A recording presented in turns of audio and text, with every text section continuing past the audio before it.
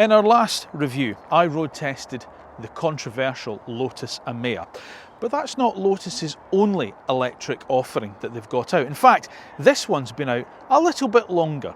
It's just that we haven't really managed to get our hands on it until now.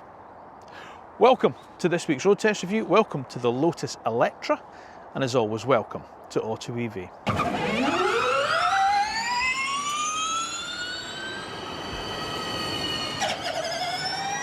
Now, before I get started on this week's road test review of Lotus's Eletre, it is of course the time where I would just ask a small favour from you. If you don't mind, could you just make sure you're subscribed to the AutoEV channel, please? Then when you've done that, make sure you then press the wee bell button that's down below, because then you'll get notified when the next video is uploaded and that's gone live.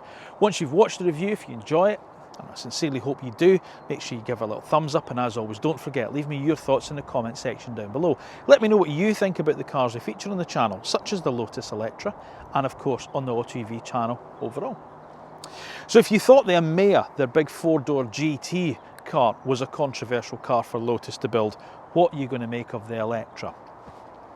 But in some respects, Lotus aren't doing anything controversial, perhaps on the face of it, because lots of sports car and luxury car brands now build SUVs. Of course, Porsche with the first, with the Cayenne. We've got the Aston Martin DBX, the Bentley Bentayga, the Lamborghini Urus, whisper it, Ferrari Parasangue.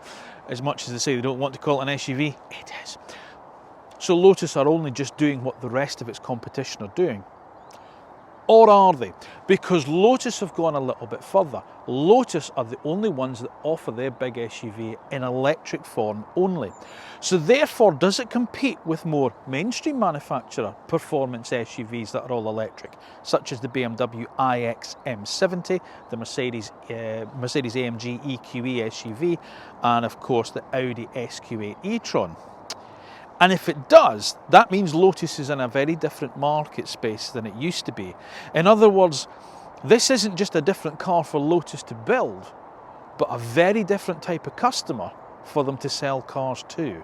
However, as always, before we start the main review, let's take a look at the main points of the Lotus Eletre. So the Eletre was the company's first mainstream electric car, dubbed a hyper SUV, and it's preceded the Emea, the Hyper GT, that we've already reviewed. Two versions of the Eletre are available, the S or the more powerful R that we have here. However, in 2025, these are being reconfigured as the Eletre 600 and Eletre 900, referencing their power outputs. All Eletras come with a 112 kilowatt-hour battery that can deliver up to 373 miles of range on the WLTP cycle, depending on model. And prices for the revised range will now start from just under £85,000 and climb to just under £140,000, depending on model and specification chosen. Now, as a GT car built by Lotus, the Emea impressed us. But an SUV? Can it really still retain all the attributes of a Lotus, combining them with an SUV and making it popular enough to sell in big numbers? Well, of course, the only way we're going to find out is by putting it through the road test that actual car buyers trust when it comes to choosing their next electric car. And that one, folks, well, it is still the AutoEV one. Right, let's start with how the car looks, as always. Now, if you watched the Emea review, and if you haven't, I'll pop a link up to it up there so you can go and watch that when you finish this one. I was saying that Lotus is a manufacturer that doesn't really do retro. They've never really done it. All their cars have always looked quite modern. They've always looked very sort of like of their time, dare I suggest. And dare I say, there's no real sort of like defining Lotus design signature, which I think is quite good. It means that they've got a bit more of a free rein. And I think in terms of a big SUV, and this is a big SUV, to make it look sporty is quite a task, but I think they've done it. I really do. I think this is a good looking car. It's helped in part by this colour, which is called, I think it's called Blossom Grey or something like that. It's a really odd colour because in some lights it just looks like a plain silver, and then another bit of light hits it on a different angle and it goes pink, and then you look over there and it's a bit purple, and it's almost like one of these flip colours. I've seen them in sort of like blacks and sort of like dark colours, even the yellow. I don't think it looks as good, if I'm being honest with you. So choose your colour carefully is what I'm going to suggest here. Right, so It ties in with the Emea quite well, and also the Emira sports car, and also the Avaya hypercar, with this quite angular, quite sort of like, you know, lots of slashes and vents and stuff. That is the sort of Lotus way. But rather than having the twin blade DRLs here, it's just got the single one. The Emea's got twin blade DRLs, and then your main lamp unit is down here in this negative space. Now this is an Eletre R. As I say, these are changing this year to become, rather than the S and the R, it's going to be the 600 and the 900. So effectively what we're looking at here is the Eletre 900. There's a lot of carbon work down the front here, huge amount of carbon work down here. And down at the very bottom here, like the Emea, you've also got that opening vent system. You know, it's like almost like the petals of a flower. So that allows airflow in there to keep the motors cool and allow airflow in there. But of course there's sort of ducts in here that then channel air out of there. It's a really slippery car considering that it's a big SUV. You've got your black Lotus badge there. It's almost a sort of heritage style badge, which I really like. There's some carbon work at the top of the bonnet there. But it is quite a low sort of like front end for the car. I mean, that's sort of like my hip level, that nose cone's at. And as you know, I'm not a particularly tall man. So to reduce the physical bulk of something like a big SUV to make it look sporty, I think they've done really, really well. I'm not sure if the camera's going to pick up that sort of colour on the car, where it just seems to change. But here, in this sort of very kind of grey bank holiday Monday, you've got this almost pinky purple hue here that just then bleeds into like a silver. I think it's incredible, the colour of this car. Anyway, 5.1 metres long this car is. It's just shorter than a long wheelbase Range Rover. That's how big this car is. We are talking a big, big car here, folks. But I don't think it looks it. You know what I mean? It's got the visual, they've really managed to get the bulk of it down visually. Now, a lot of that's down to the styling. You know, the fact that, of course, you've got this sort of contrasting black roof here and then more black down here, which is carbon on this car. You know, so you get the carbon wheel arch extensions, carbon sills on the car, frameless glass on the doors as well. So the bodywork there, which is just that bit there, is just all squeezed in a little bit, and again that helps reduce the bulk. Now, like the Emea, the car is getting ready to have a lot of tech on it, okay? So you get these little pods that will pop out the top of the wheel arch here. There's a camera there, there's a camera there, there's a camera there, there's a LiDAR sensor up on top of the roof. It's getting ready for autonomous driving, which, as I said last week in the Emea review, I find odd to talk about when we're talking about a Lotus that has a strapline for the drivers. Anyway, like I said, it's a new breed of customer, so there we go. There's a vent just here which helps take all the airflow out, build up of pressure in the wheel arches, and then channel it down the side of the car. Now, when you move into sort of like the 600, 900, you get 20-inch alloys as standard on the 600, and you can go all the way up to 23-inch wheels. These are 22-inch alloys on this particular car, and I think they look quite small almost on the car, so it shows you how big the car is. Pop-out door handles, helping with airflow. Stupid camera mirrors. I really don't like these. And, they, you know, not being funny, no one manages to do them well, in my opinion, and Lotus are no different. So if you have the choice, don't have those. Have normal mirrors. Privacy glass at the back. Lot of airflow management going on the top of the roof there, but as I say, your carbon sort of like rear guard there. But look at this line here, the way that comes up and then just makes it look really sleek at the back, and so just reduces the visual bulk of it. But yeah, this is a big car still, but they've managed to make it not look like one. Now, there's a lot of airflow management around here, as I was saying earlier. Look at this double spoiler sort of arrangement you've got on the roof here. Again, with the sensor up there, the LiDAR sensor with a reverse camera, or a camera.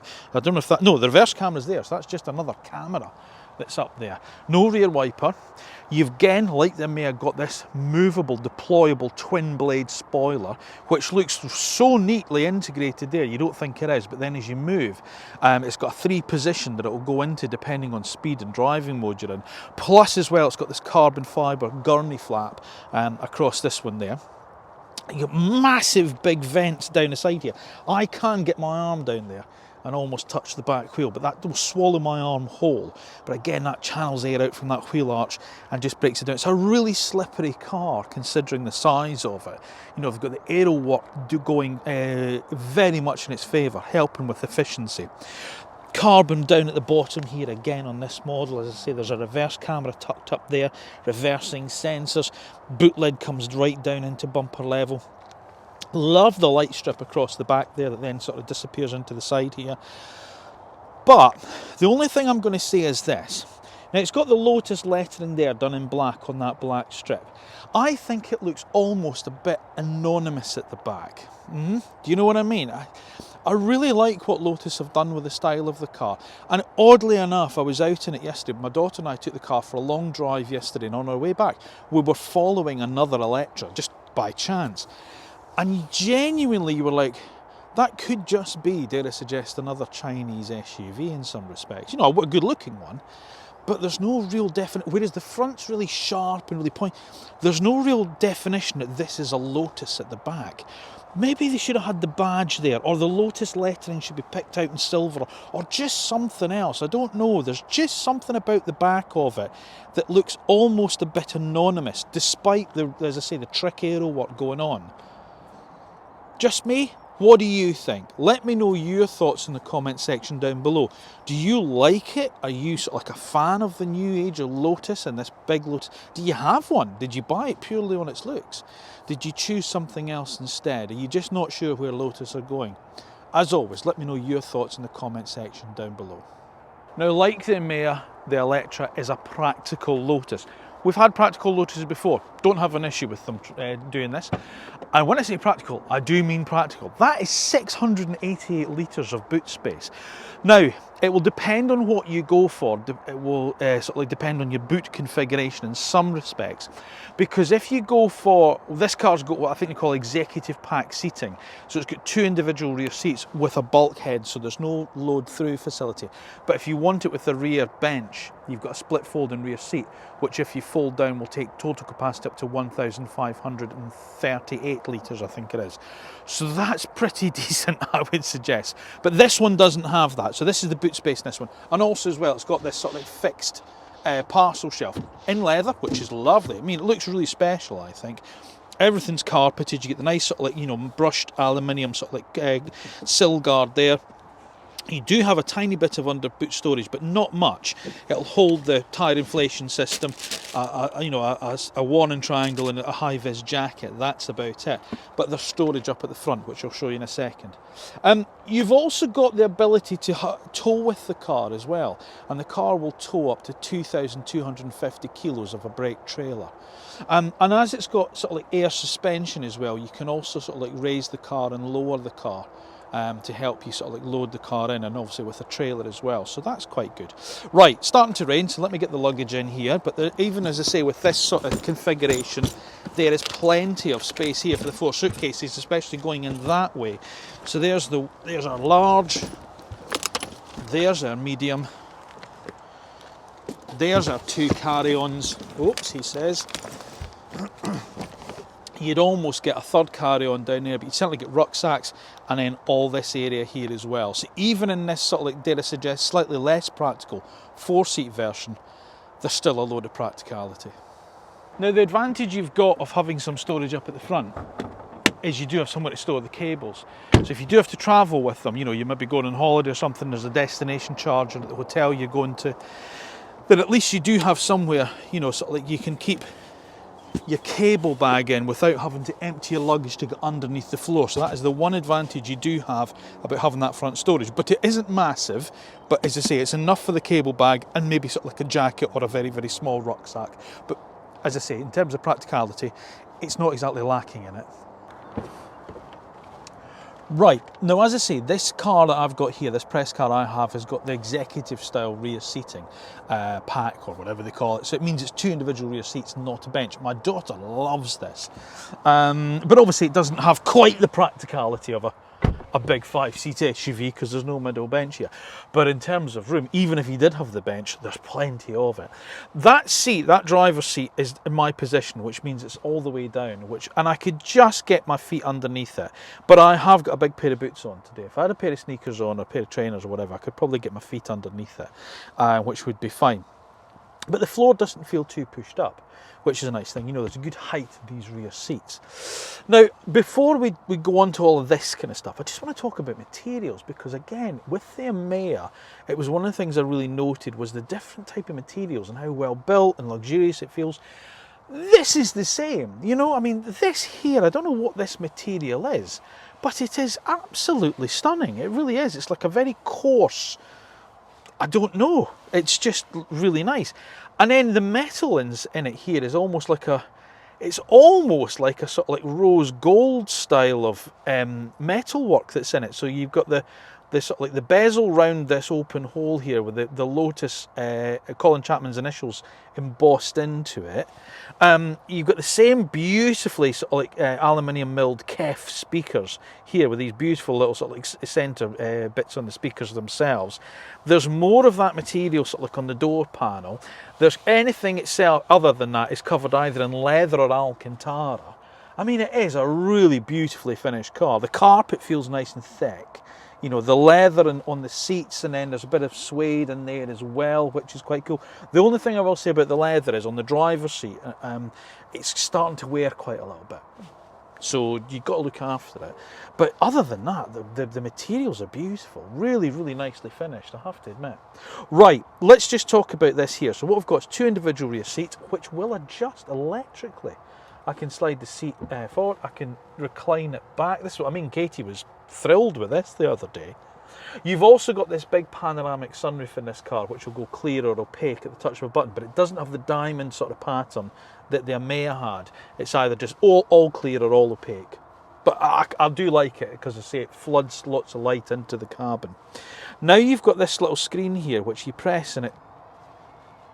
It's a Lotus, for goodness sake, do you know what I mean? And you can adjust the front passenger seat as well.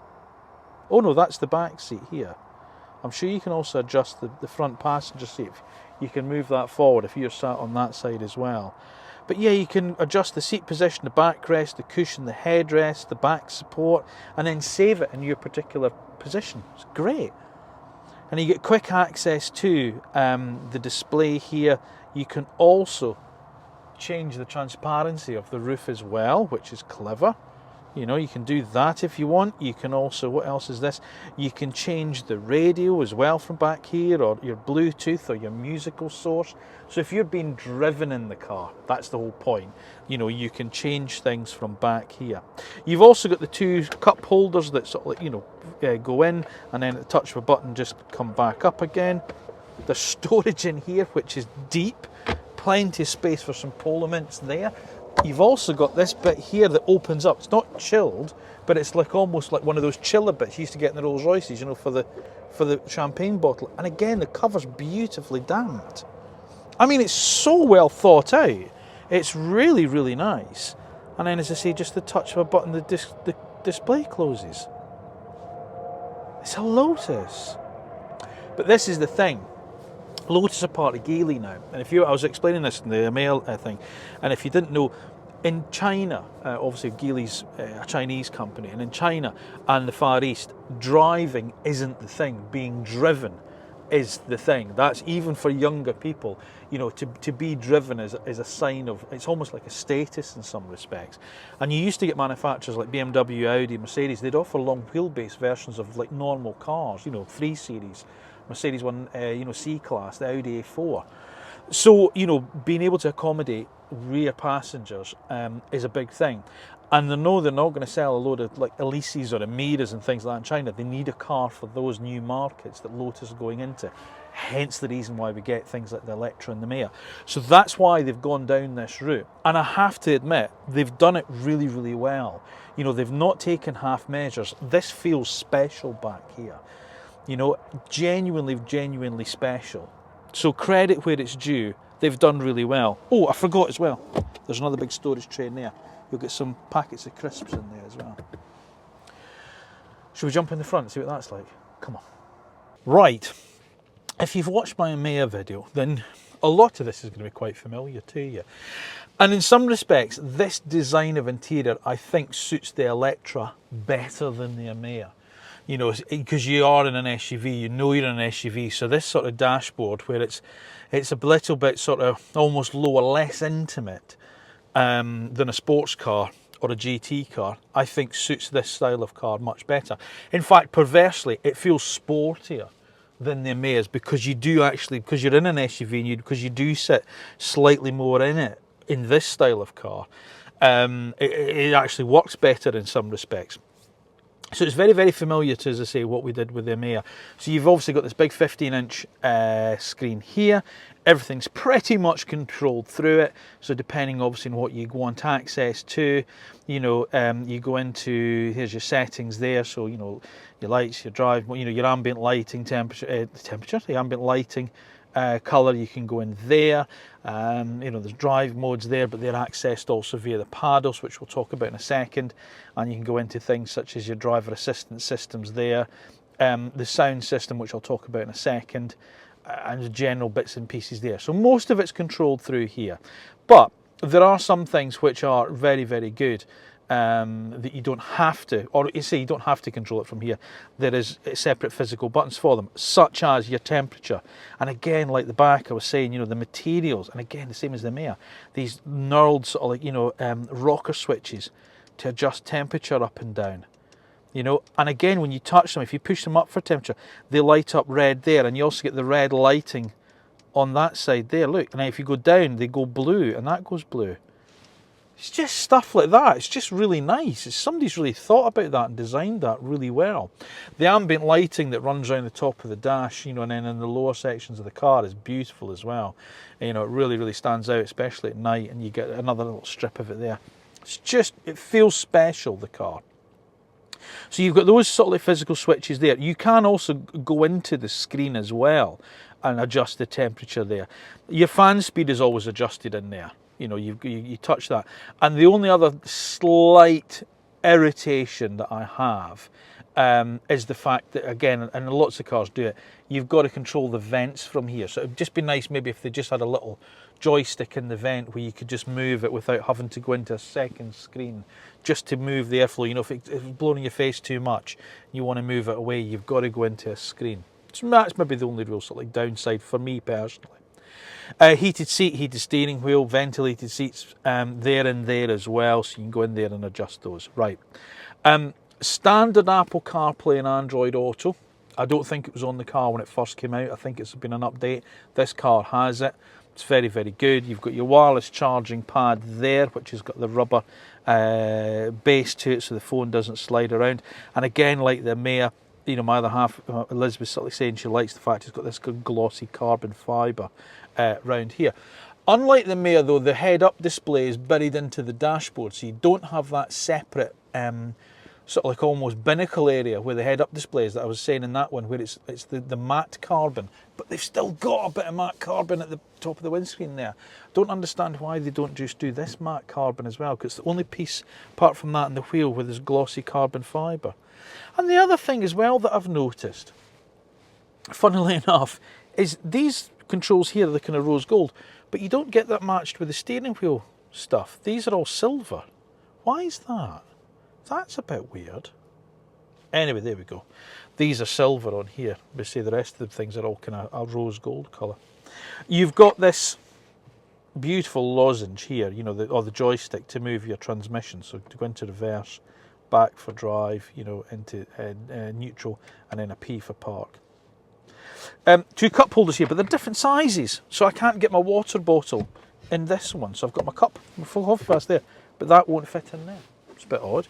So, but it will go down in the door, but that's weird. There we go. And as I say, you go into here to control various different bits and pieces of the car. So when you bring that up, for instance, you touch this, you can open the boot, you can adjust the transparency of the roof. You know, you can, oh, he says, yeah. You know, you can have it completely clear. You can have it completely opaque. There you go. Oh, is that gone clear? That's gone clear. There you go. That's opaque. There we are. Yeah. So you can shut it off. You can open it up depending on what you want. You can open up your charging flap. You can lock and unlock the car from in there as well. So there's various different bits and pieces to go there. But the nice thing is you don't have to go in there to do the run-of-the-mill stuff, like adjust volume, you do it from here. Like adjust temperature, you do it from here. Like switch your heated screen on, you do it from here. So there are physical buttons. Now your ADAS systems, like the Maya, they're up here as well. So if you press the little thing there, it brings up this it brings up this shortcut menu. So you turn off your lane keep assist, yes, deactivate, automatic speed limit alarm, turn it off, job done. And then there's various different ones there you can still go into as well. So lane change assist. You can also ask it to avoid overtaking on the left. So if you've got the cruise control set, you know, and you've got somebody hogging the middle lane, you can set that so it won't allow you to pass them. And that's what a lot of these cameras are for. I mean, that's really clever as well, you know. Adjust speed to routes. Again, it will control the cruise control, will control the speed as well as it's coming into sort of like 40 limits or 30 limits. Fatigue detection, rear collision. There's loads of stuff. And the one thing, as I said in the EMEA review that I'll talk about here as well, the screen itself, it's really slick. You know, there was part of me sort of like almost expected it to be a little bit clunky, being from Lotus. And forgive me for saying that. I used to sell Lotus. I used to have a Lotus as a company car. I know what they used to be like. But it all works, and it works really, really well. It's, you know, the graphics are clear. It all, you know, it's quick to respond to every input you put into it. Can't complain about it. I really like the driver's display. So you've got this again, this sort of ribbon display. You've got one in front of the passenger for things like media. So it tells you what radio station's playing. And then over this side, on the driver's side, a really very clear, albeit quite small display, but you can really see it and really read it easily. The font they use and the brightness of the graphics is cool. You know, so you've got speed there, you've got your mileage to go there, your battery percentage, your gear shift, what mode you're in, and then over here is your brake regen level as well. Let's quickly talk about that, the brake regeneration. That's done via the paddle, the left paddle on the steering wheel. So again, you've got this sort of squircle steering wheel, which is lovely to hold, really nice. As much as I always like round steering wheels, you know, it's just the right thickness. This one's covered in Alcantara as well. That'll go nice and smooth after a while. Your thumbs just fall into sort of like, you know, the 9:15 position. You know, it's not too thick. You can then reach the controls really easily. So you can sort of, you know, go on up and down various different things. So your track search backwards and forwards. You can adjust. What would you like me to find for you now? Oh, cancel. Agreed. It's got voice activation, as you can see. You know, you can adjust your head-up display angle as well. You know, what would you like me to find for you now? Cancel. Agreed. Keep pressing the wrong button. Maybe they need to be bigger. I don't know. Track search, volume, that kind of stuff, and then obviously cruise control. But your regen paddles on this side. So again, Lotus, you've done it right. You add it by adding the plus panel. You take it away by using the minus paddle. And there's 4 levels of it. 1, 2, 3, 4. Yeah, and then there's an off. And when it's off, because of the weight of the car, God, does it coast. You know, you're on a motorway and you're 80 miles an hour, take your foot off the accelerator, it maintains its speed for miles. Fabulous.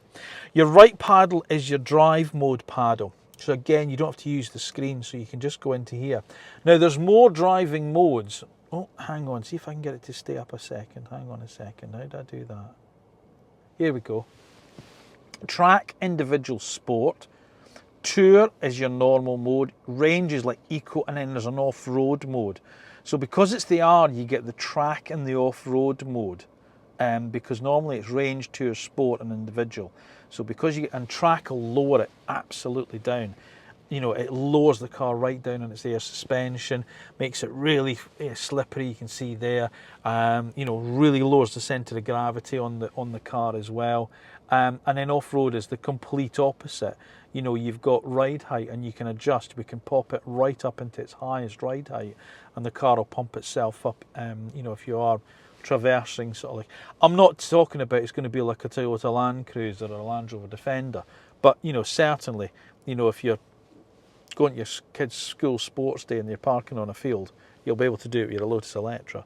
So there we go there. It also then brings it off to have, this is weird here, look, you also got the inclinometer on the dashboard as well, because I say, like, you would need a Lotus to go through the jungle or through the dunes. Maybe, actually, in fairness, yeah. But your standard one, range, tour, sport, and individual, where you can set it all up for yourself, that's the 3 normal modes that you would normally have. Right, I'm waffling. Indicators and lights on the left, wipers on the right. The switch gear on the door panel, 4 electric window switches. Cameras, right, I don't like these. You adjust the camera, by using the screen. Again, it's just, I never like these rear view cameras. I know some people, have been saying to me, oh, actually, I'm getting used to them now. I don't. I've never been used to them, and I don't like them. My eyes immediately drawn to the pod on the outside where the camera is, because I think that's the mirror. Then I've got to then refocus on this. The only thing I will say is at night, you don't get glare. When there's a car coming behind you, it doesn't show glare.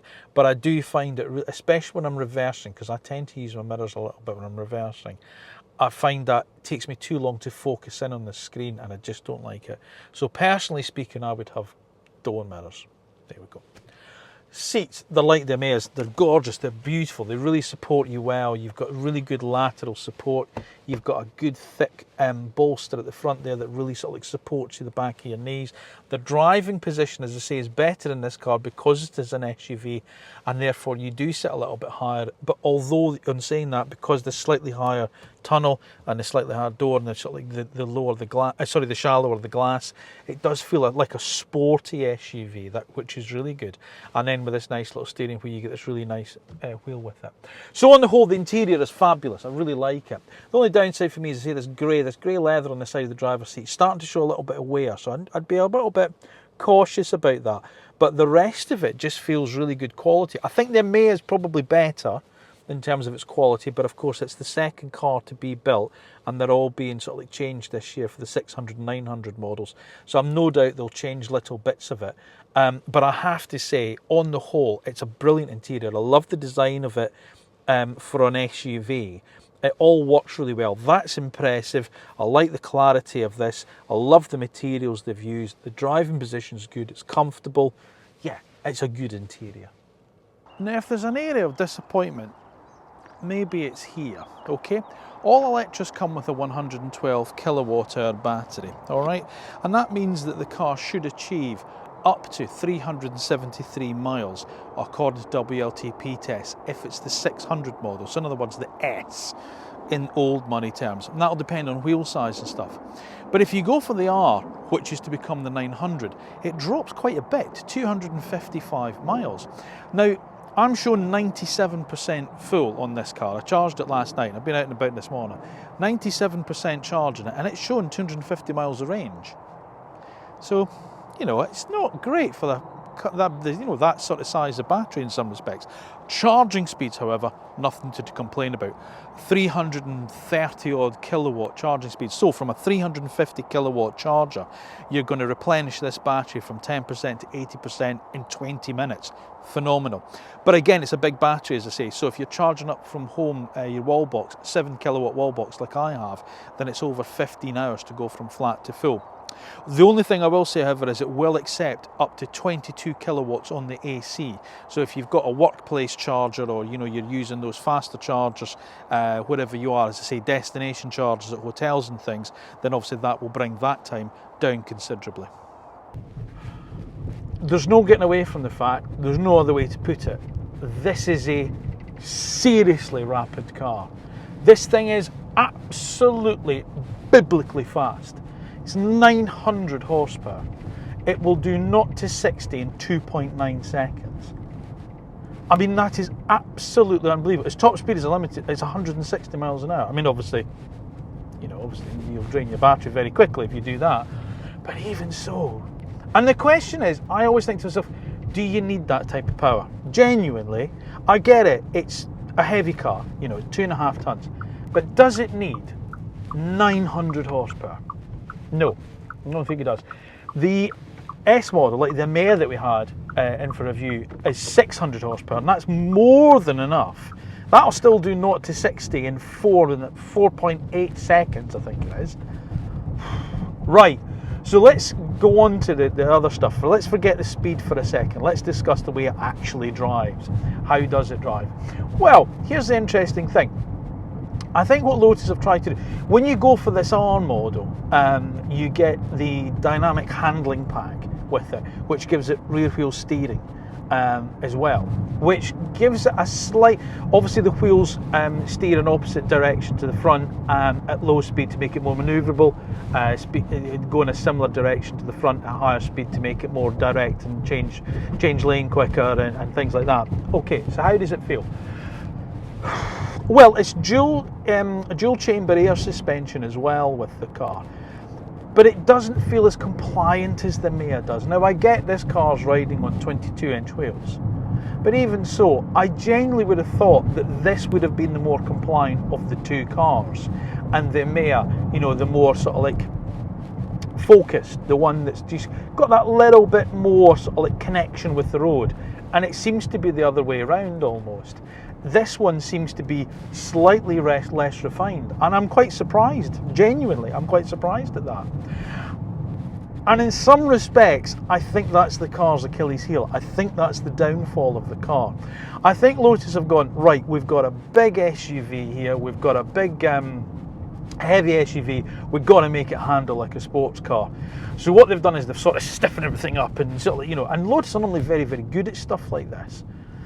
But what you end up with is a car that just feels, and I didn't use the word in the Mia, but I will use it here, there's an element of it that feels a tiny bit brittle, just a tiny bit brittle. You know, you go over little potholes and, you know, surface imperfections like that, and you really feel them. And that's because by making it slightly stiffer, they're limiting the wheel travel on the car.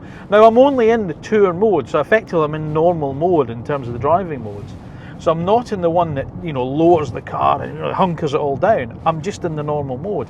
But even so, it just limits the wheel travel a little bit, and therefore you just feel those imperfections a little bit more. And that's the reason. It just doesn't feel quite as luxuriant as I'd want it to for the style of car that it is. You know, if you think of something like the BMW iX, the M70, you know, the Mercedes AMG, there's an element of them that's still that soft, nice, big, comfy car. And that's almost what I sort of expected the Eletre to be like, and the Mia to be a bit more harder edged. And it turns out it's actually the other way around. Now, don't get me wrong, it drives amazingly well for the style of car that it is, given the physical size of it. You know, my daughter and I, we went out for a long drive in it yesterday, and we did a real combination of motorway, back roads, dual carriageway, things like that. And, you know, and there were times where, you know, we were getting a little bit of a shuffle on, but it just never felt ultimately happy. It never felt like it was in a flow. It never felt, and I as a driver never felt completely at one with it. There were times when you were just going, oh, I need to just dial it back a little bit here. It's not working with me. You know, it's doing its own thing, and I've got to sort of like try and keep up with it.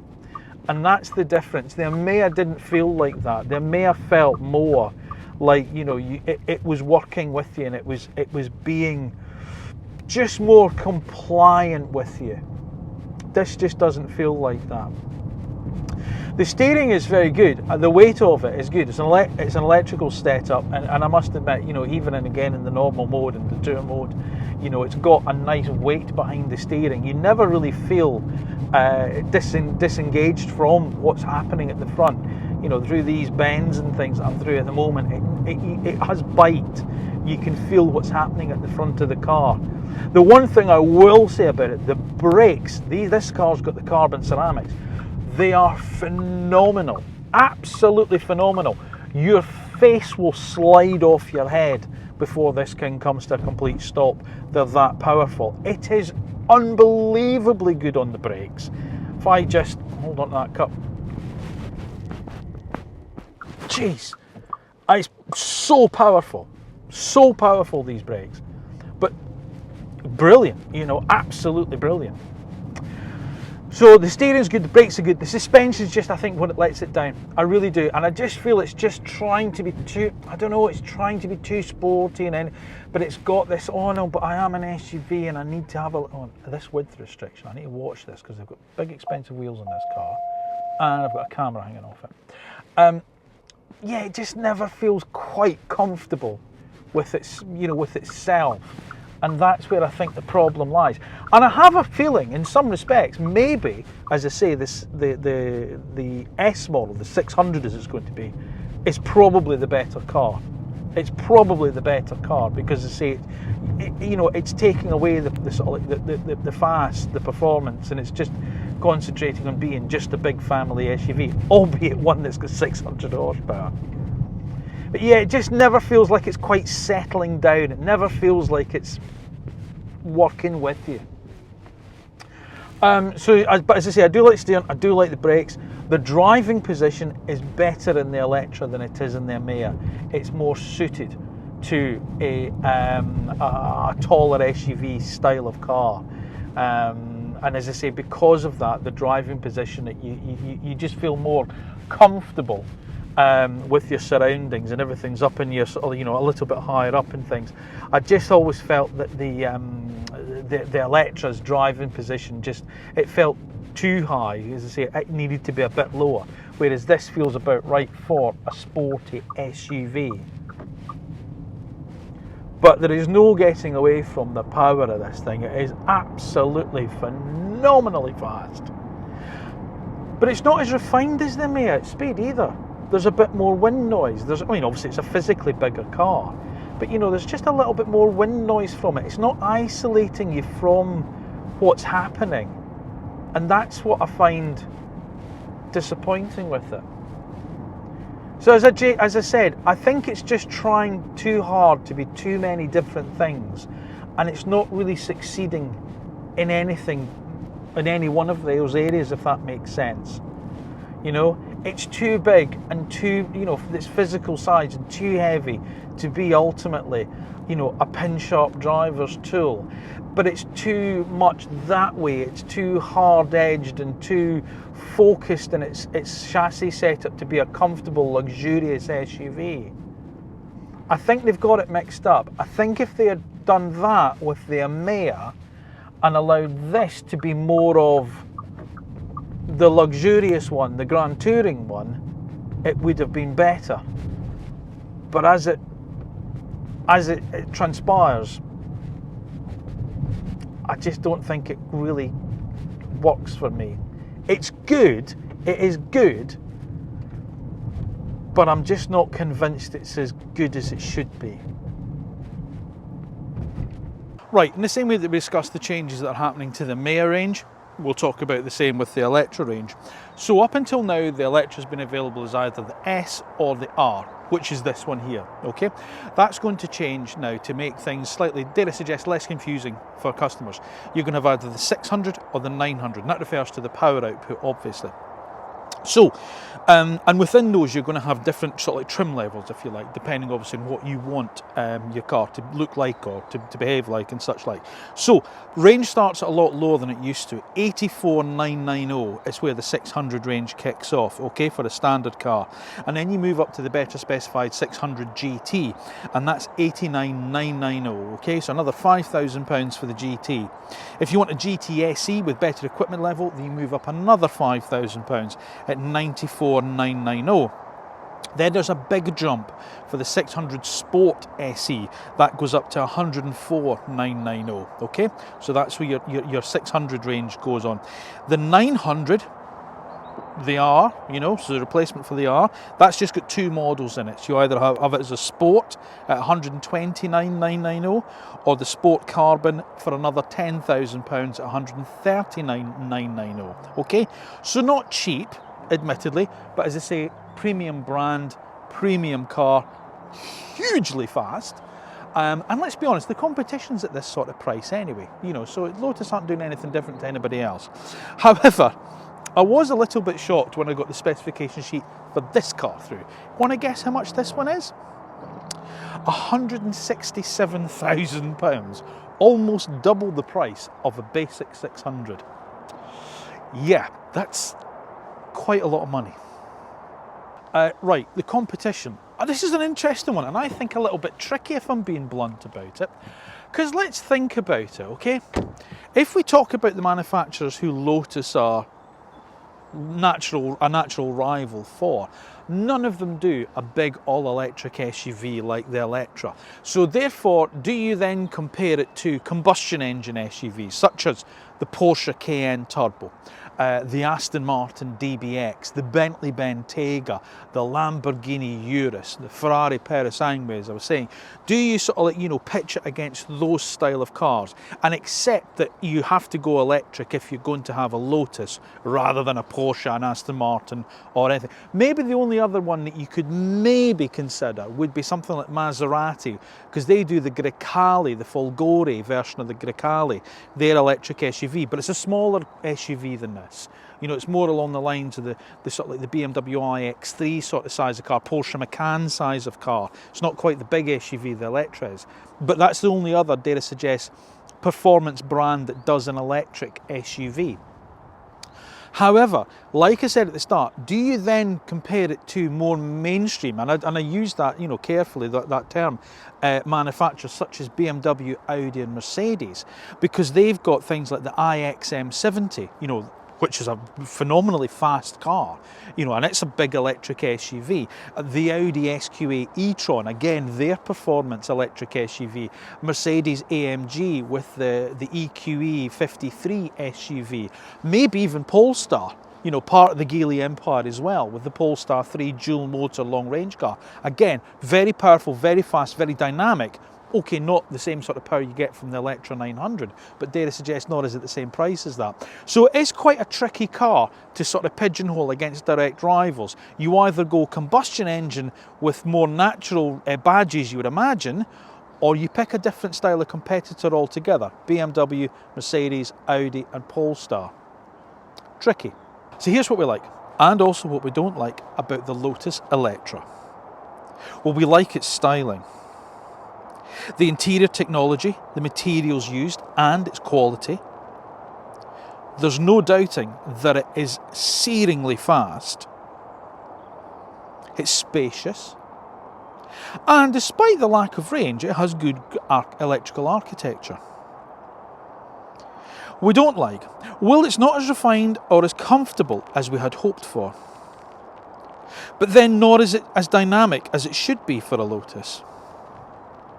We feel the range in this R model isn't as good as it should be considering the size of battery. There's an argument that says maybe the S, or the 600 as it will be, is a better, easier car to live with. And there's no doubt that it is very expensive. I like the Lotus Eletre. I know that maybe at some points in this review it hasn't seemed like I do, but I do. I like the way that it looks, I like the interior, I like the space that it offers, I like the materials they've used, and I like Lotus's newfound build quality. I think it's a really good car.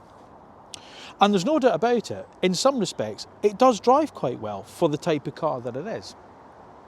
But all of those attributes are there in the cheaper S model, or the 600 as it will be known as. I'm not really sure about this R, or 900 as it will become known, because it is just so fast and so expensive. I'm not necessarily sure that you need it. And I think by trying to cover too many bases with the Eletre, Lotus aren't really excelling at any one. Let me put it this way, the EMEA as the new face of Lotus, I think sits more comfortably with a Lotus badge on it. It has a clearer defined role in the world. I think that's where the Eletre is struggling a little bit. It's trying to be too many things and not really succeeding at any of them. If it had been another manufacturer's SUV engineered by Lotus, I'd have understood it a bit better. But to wear the Lotus badge, I get the feeling that Lotus have built this car because they felt they had to. Everyone's making SUVs, so we should do the same. It's a pure and simple case of just because you can doesn't necessarily mean that you should. Now that doesn't make the Eletre a bad car, but nor does it make it a great Lotus. Thank you for watching another review on AutoEV, as always, please make sure you are subscribed to the AutoEV channel. And once you've done that, make sure you then press the little bell button, because that's the way you'll receive notification of when our next video is uploaded and it's gone live. If you have enjoyed this week's review, then of course, by all means, give it a thumbs up, and don't forget, leave us your thoughts in the comment section down below. Do you have an Eletre? There's plenty of them out there. As I say, I followed one the other day. What do you like about it? What made you buy it? Had you been a Lotus customer before? First time with Lotus? What drew you to it? Let me know your thoughts in the comment section down below. Now remember, we're also across on all social media platforms as well, so if you're into your Facebook, your Instagram, your TikTok, your X, your LinkedIn, give us a follow there as well, please, because that certainly helps the channel. And if you're in the marketplace for an electric car, might not be a new Lotus Eletre, maybe you're thinking of a used BMW iX or a used Mercedes-Benz or whatever, but you want to go all electric and you need to know more information about the car before you go and sign on the dotted line. How do you do that? Well, here's how. Stay on the AutoEV homepage on the YouTube channel, and just at the top there, you'll see a little magnifying glass. Type the name of the car you're interested in there, and if it's been a new electric car in the UK in the last 4, 5, 6 years, then of course we've subjected it to the road test that actual car buyers trust when it comes to choosing their next electric vehicle. And that, folks, is the AutoEV one. All that remains for me to say is thank you once again for watching. Thank you for your continued support. I'll see you again soon.